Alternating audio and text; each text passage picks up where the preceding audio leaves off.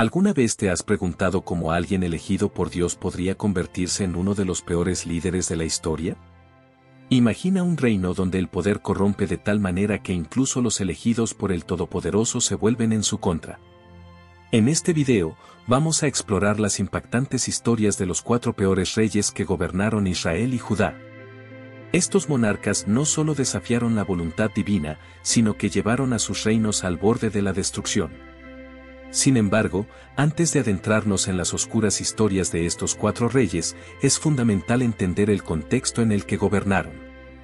El reino de Israel, inicialmente unificado bajo los reinados de David y Salomón, era una nación poderosa y próspera. Dios había hecho un pacto con su pueblo, prometiendo bendiciones y protección a cambio de fidelidad y obediencia. Los reyes eran ungidos no solo como líderes políticos, sino también como representantes de Dios en la tierra, llevando la responsabilidad sagrada de guiar al pueblo por los caminos del Señor, mantener la justicia y preservar la pureza del culto a Yahvé. En el libro de Deuteronomio, capítulo 17, versículos 18 a 20, Dios establece claramente las expectativas para los reyes de Israel. Cuando un rey se sentara en el trono, debía escribir para sí una copia de la ley, mantenerla consigo y leerla todos los días de su vida, para que aprendiera a temer al Señor, obedecer sus mandamientos y no considerarse superior a sus hermanos israelitas. Esto garantizaría un reinado largo y exitoso. Este pasaje enfatiza la importancia de la humildad, del estudio continuo de la ley de Dios y de la obediencia a sus instrucciones como elementos cruciales para un gobierno duradero y justo. Sin embargo, como veremos, el poder tiene una manera insidiosa de corromper incluso los corazones más nobles. El primer rey en nuestra lista es Jeroboam, quien dividió el reino y llevó a Israel al pecado. Su historia es una advertencia sobre las consecuencias de la ambición desmedida y la manipulación religiosa. Jeroboam comenzó como un siervo valioso del rey Salomón. En 1 Reyes 11:28, leemos, Jeroboam era un hombre eficiente, y Salomón, al ver su capacidad, lo puso a cargo de los trabajadores de la tribu de José. Esto demuestra el potencial de Jeroboam para el liderazgo. Sin embargo, su ambición lo condujo por un camino peligroso. El profeta Ahías predijo que Dios dividiría el reino después de la muerte de Salomón y daría 10 tribus a Jeroboam.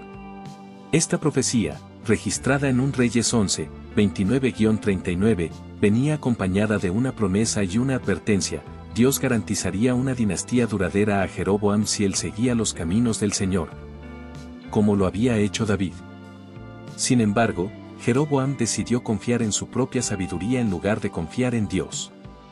Tras la muerte de Salomón y la división del reino, Jeroboam se convirtió en el primer rey del reino del norte, Israel, y fue en ese momento cuando tomó decisiones que sellarían su destino como uno de los peores reyes.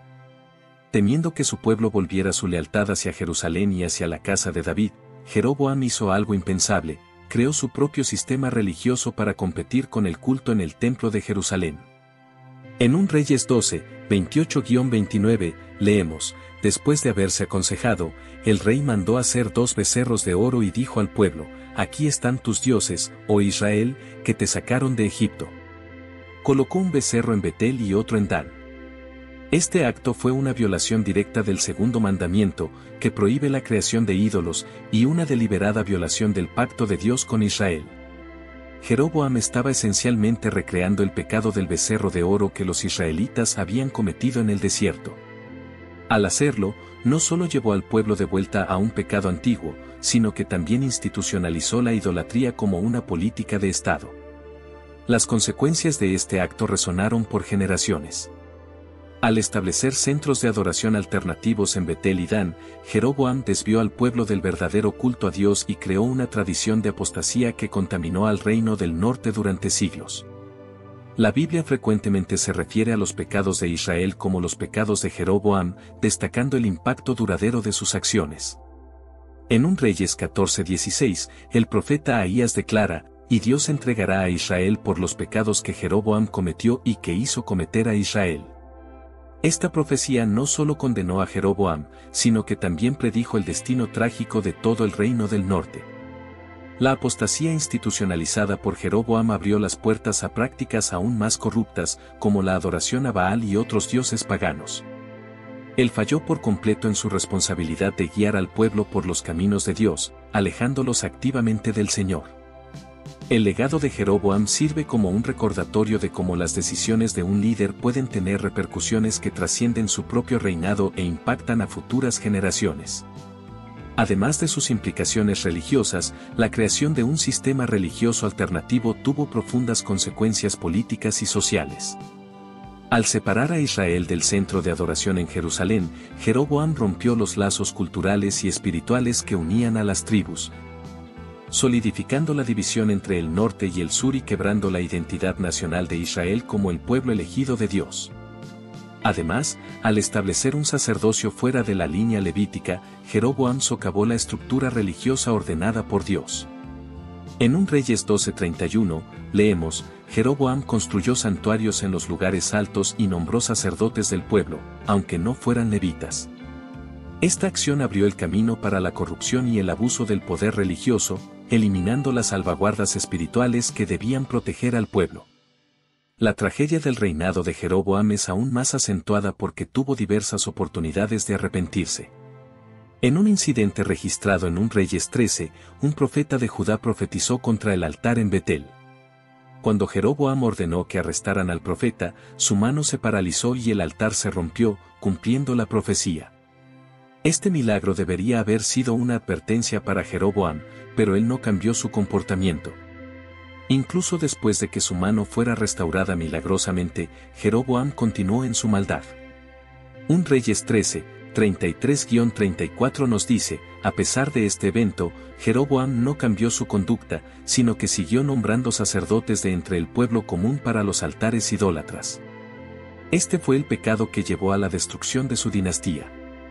La historia de Jeroboam es una advertencia sobre los peligros de manipular la fe con fines políticos y las graves consecuencias de apartarse de Dios. El reinado de Jeroboam estableció un patrón de apostasía que afectó al reino del norte durante generaciones, culminando en la destrucción de Israel y en el exilio de su pueblo. La Biblia frecuentemente usa la frase anduvo en los caminos de Jeroboam para describir a los reyes que continuaron con sus prácticas pecaminosas, ilustrando cómo el impacto negativo de un líder puede extenderse mucho más allá de su propia vida. Estas historias nos enseñan que los líderes que anteponen sus propios intereses a la obediencia a Dios corren el riesgo de caer en desgracia, perjudicando no solo a sí mismos, sino también a las generaciones que lo siguen. El segundo rey en nuestra lista de infamia es Acab, cuyo reinado es notorio por su maldad, agravada por la influencia nefasta de su esposa, Jezabel. Acab gobernó el reino del norte de Israel cerca de 50 años después de Jeroboam, y su gobierno marca uno de los puntos más bajos de la historia espiritual de Israel. La Biblia no escatima palabras al describir la profundidad de su maldad. En 1 Reyes 16, 30-31, leemos, Acab, hijo de Omri, hizo lo que ofende al Señor, más que todos los que vivieron antes de él. No le bastó cometer los mismos pecados de Jeroboam, hijo de Nabat, sino que también se casó con Jezabel, hija de Baal, rey de los Sidonios, y comenzó a servir y a adorar a Baal. El matrimonio de Acab con Jezabel, una princesa fenicia devota del dios pagano Baal, tuvo consecuencias devastadoras para la salud espiritual de Israel. Bajo la influencia de Jezabel, Acab no solo toleró, sino que promovió activamente la adoración a Baal, construyendo un templo para el dios pagano en Samaria y permitiendo la persecución de los profetas del Señor. El culto a Baal estaba asociado con la fertilidad y a menudo implicaba prácticas inmorales e incluso sacrificios humanos. Esto representaba un rechazo completo al Dios de Israel y a sus mandamientos. No fue solo una transgresión personal, sino una política de Estado que sumió al reino aún más en la idolatría y la depravación moral.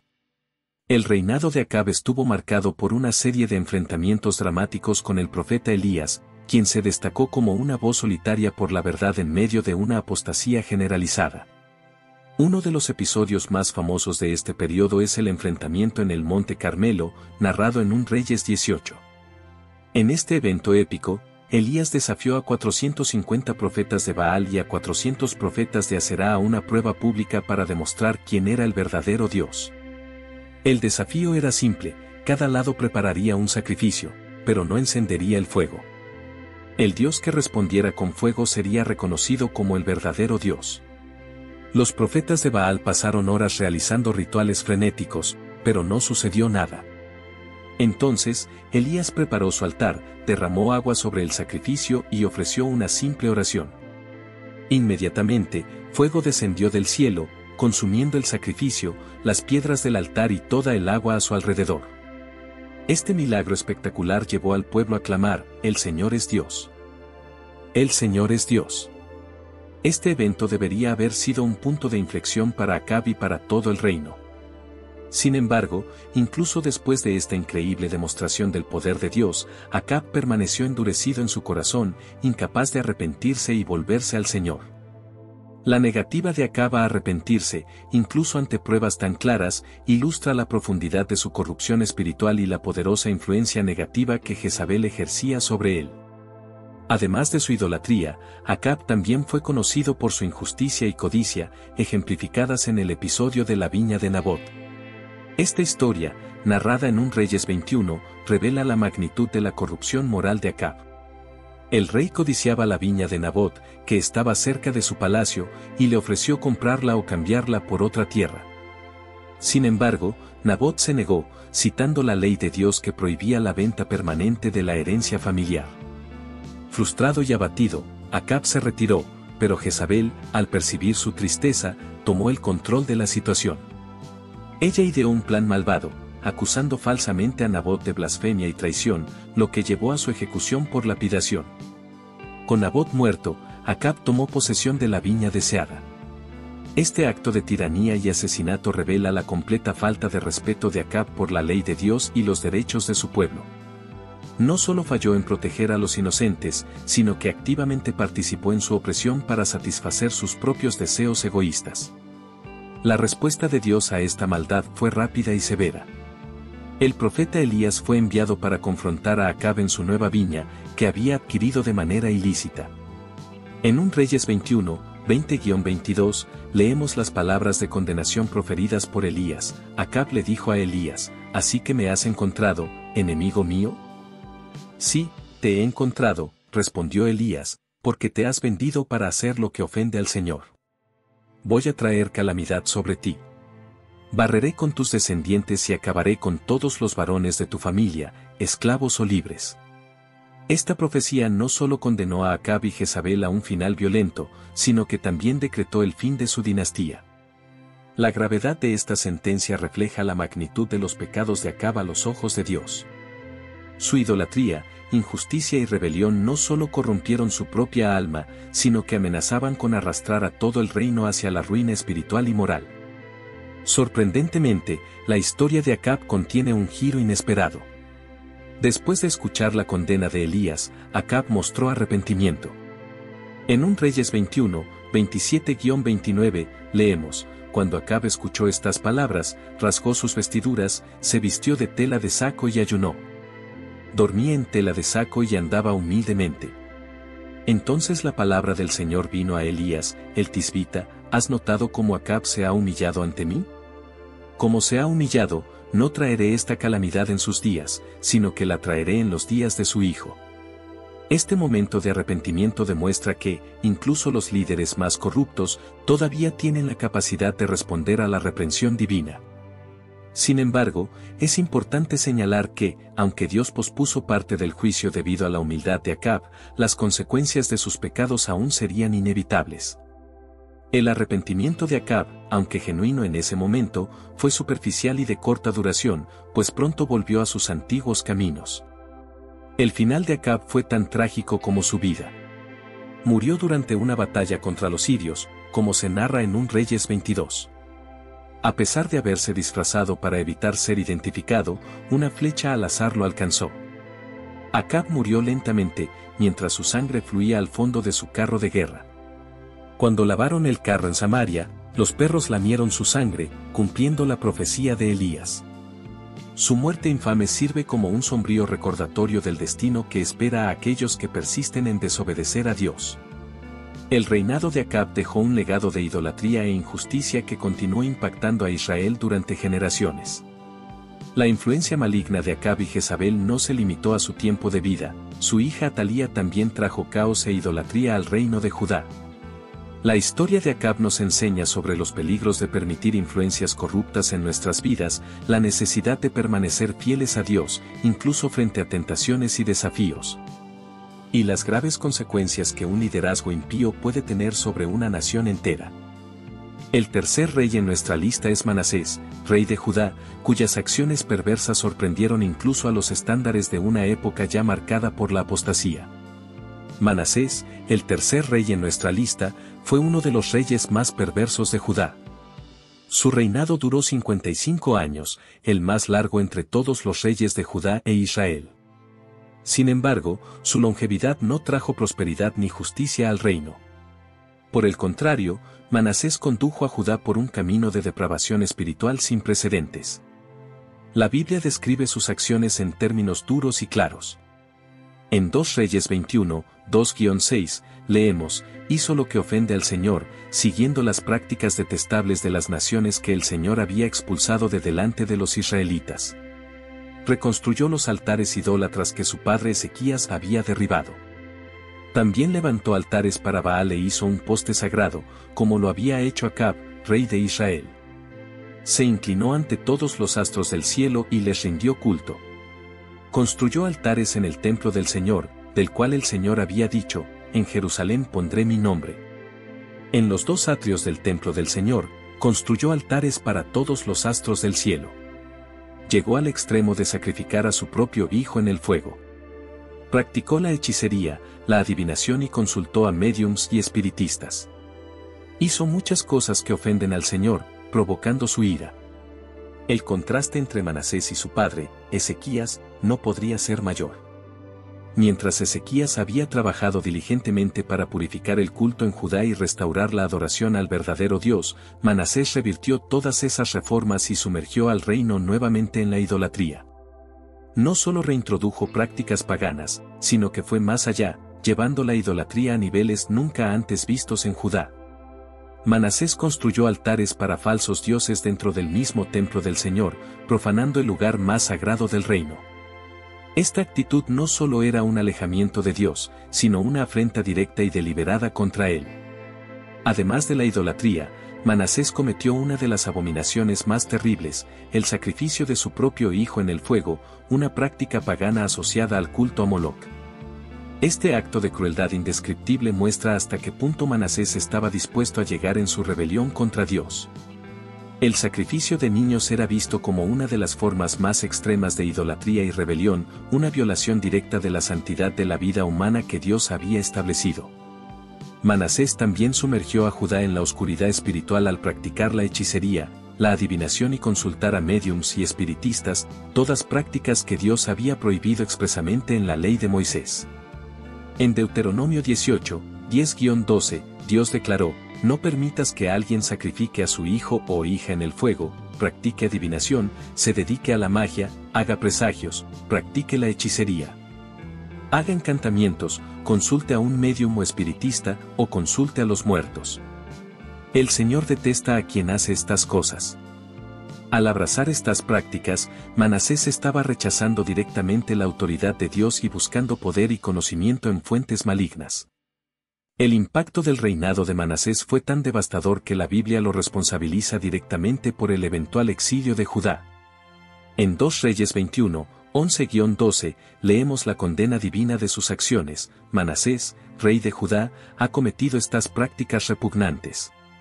Ha hecho más mal que los amorreos que lo precedieron y ha hecho que Judá peque con sus ídolos. Por eso, así dice el Señor, el Dios de Israel, voy a traer sobre Jerusalén y Judá tal desastre que a todo el que lo oiga le zumbarán los oídos. Limpiaré a Jerusalén como se limpia un plato, fregándolo y volteándolo al revés. La severidad de esta sentencia refleja la gravedad de los pecados de Manasés a los ojos de Dios. Había conducido a Judá a un estado de corrupción espiritual y moral que superaba incluso a las naciones paganas que Dios había expulsado de la tierra prometida. El paralelo entre Manasés y la casa de Acab es significativo. Acab, como hemos visto, era considerado el epítome de la maldad entre los reyes de Israel. Al comparar a Manasés con Acab, Dios estaba diciendo que Judá había caído al mismo nivel de corrupción que llevó a la destrucción de Israel. La sentencia pronunciada sobre Manasés fue clara, Judá seguiría el mismo camino de destrucción si no se arrepentía. Sorprendentemente, al igual que Acab, Manasés tuvo un giro inesperado en su historia. En el libro de 2 Crónicas, aprendemos que, después de años de rebelión, Dios envió al ejército asirio contra Manasés. Fue capturado y llevado a Babilonia con garfios en su nariz y grilletes de bronce. Sin embargo, durante su tiempo de aflicción, Manasés finalmente se arrepintió. En 2 Crónicas 33, 12-13, leemos, en su angustia, buscó el favor del Señor su Dios, y se humilló profundamente ante el Dios de sus antepasados. Cuando oró, el Señor lo escuchó y atendió su súplica, y lo devolvió a Jerusalén y a su reino. Entonces Manasés reconoció que el Señor es Dios. Este momento de arrepentimiento genuino muestra que incluso los líderes más perversos aún pueden encontrar perdón y restauración si se vuelven a Dios de todo corazón. Tras su regreso a Jerusalén, Manasés intentó deshacer parte del daño que había causado. Quitó los ídolos del templo y restauró el altar del Señor, ordenando al pueblo que sirviera al Dios de Israel. Sin embargo, el daño que había causado era tan profundo que sus reformas no fueron suficientes para revertir completamente el curso que había establecido para Judá. El texto bíblico nos dice que, aunque Manasés quitó los altares paganos, el pueblo continuó ofreciendo sacrificios en los lugares altos, aunque solo al Señor. La historia de Manasés nos enseña varias lecciones importantes. En primer lugar, destaca el poder corruptor del pecado y cómo incluso aquellos criados en entornos piadosos, como Manasés, que era hijo de uno de los reyes más justos de Judá, pueden desviarse drásticamente si no mantienen una relación personal con Dios. En segundo lugar, la historia de Manasés revela la gravedad con la que Dios ve la idolatría, la hechicería y la explotación de los vulnerables. Tercero, la narrativa muestra que nadie está fuera del alcance de la gracia de Dios. Incluso un rey tan perverso como Manasés encontró perdón y restauración cuando se arrepintió genuinamente. Sin embargo, también aprendemos que, aunque Dios perdona, las consecuencias de nuestras acciones a menudo permanecen. Las decisiones de Manasés tuvieron un impacto duradero en Judá, que ni siquiera su arrepentimiento pudo revertir por completo. La historia de Manasés es un recordatorio poderoso de que las decisiones de liderazgo tienen consecuencias de largo alcance, afectando no solo el presente, sino el futuro de toda una nación. El cuarto y último rey en nuestra lista de infamia es Acaz, cuyo reinado sirve como un ejemplo claro de cómo el miedo y la falta de fe pueden llevar a un líder a tomar decisiones desastrosas. Acaz, el cuarto y último rey en nuestra lista de infamia, sirve como un ejemplo claro de cómo el miedo, la incredulidad y la búsqueda de soluciones humanas pueden llevar a un líder a tomar decisiones que resultan en desastre. Acaz asumió el trono de Judá en un periodo de gran turbulencia política y militar. El reino estaba bajo la constante amenaza de sus vecinos, especialmente Israel, el reino del norte, y Siria. Sin embargo, en lugar de confiar en Dios para proteger a Judá, Acaz tomó un camino peligroso, lleno de compromisos que minaron su fe y la estabilidad del reino. En 2 Reyes 16, 2-4, leemos, Acaz tenía 20 años cuando comenzó a reinar, y reinó 16 años en Jerusalén. A diferencia de David, su antecesor, no hizo lo que agrada al Señor su Dios. Siguió el ejemplo de los reyes de Israel, e incluso sacrificó a su hijo en el fuego, imitando las prácticas detestables de las naciones que el Señor había expulsado de delante de los israelitas. También ofreció sacrificios y quemó incienso en los altares paganos, en las colinas y debajo de todo árbol frondoso.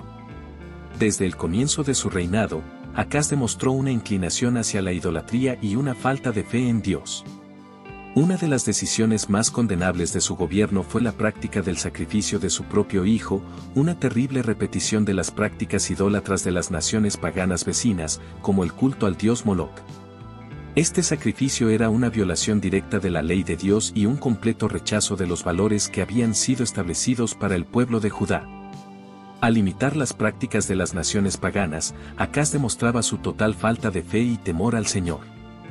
Sin embargo, el episodio más revelador de su liderazgo ocurrió cuando Judá se vio amenazada por la invasión de Israel y Siria.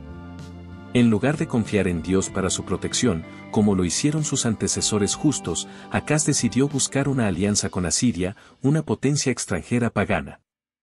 En 2 Reyes 16, 7-8, leemos, Acaz envió mensajeros a Tiglat-Pileser, rey de Asiria, diciendo, soy tu siervo y tu vasallo. Ven a salvarme de las manos del rey de Siria y del rey de Israel, que me están atacando. Acaz tomó la plata y el oro que se hallaba en el templo del Señor y en los tesoros del palacio real, y los envió como presente al rey de Asiria. Esta decisión tuvo graves consecuencias. Al pedir ayuda a Asiria, Acaz no solo agotó los recursos del templo y del palacio, sino que también colocó a Judá en una posición de subordinación política y espiritual a una potencia pagana. Al hacer esto, efectivamente rechazó la protección de Dios, prefiriendo confiar en una alianza con una nación que no adoraba al Señor. Esta alianza con Asiria trajo una influencia devastadora sobre Judá, tanto política como espiritualmente, ya que abrió las puertas a la cultura y las prácticas religiosas paganas en el reino. El profeta Isaías fue enviado por Dios para advertir a Acaz y ofrecerle una señal de que el Señor protegería a Judá. En Isaías 7, Dios ofreció a Acaz una señal milagrosa para probar su fidelidad y poder. Sin embargo, Acaz, ya comprometido con sus alianzas políticas, rechazó la señal. En Isaías 7, 10-12, leemos, el Señor volvió a hablar a Acaz, pide al Señor tu Dios una señal, ya sea en lo más profundo del sepulcro o en lo más alto de los cielos. Pero Acaz respondió, no pediré una señal, no pondré a prueba al Señor. Aunque esta respuesta podría parecer piadosa a primera vista, en realidad reflejaba la falta de fe de Acaz en Dios. No quería una señal porque ya había decidido confiar en Asiria.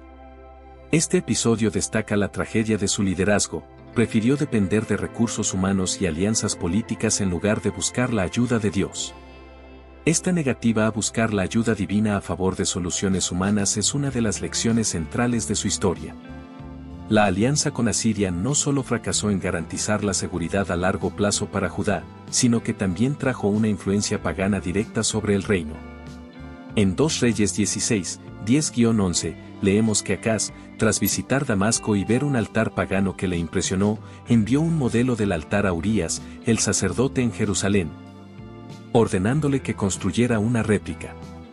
Cuando el altar estuvo terminado, Acaz lo usó para sus propios sacrificios y ordenó que fuera utilizado para el culto oficial en el templo, desplazando el altar de bronce original que había sido consagrado al Señor.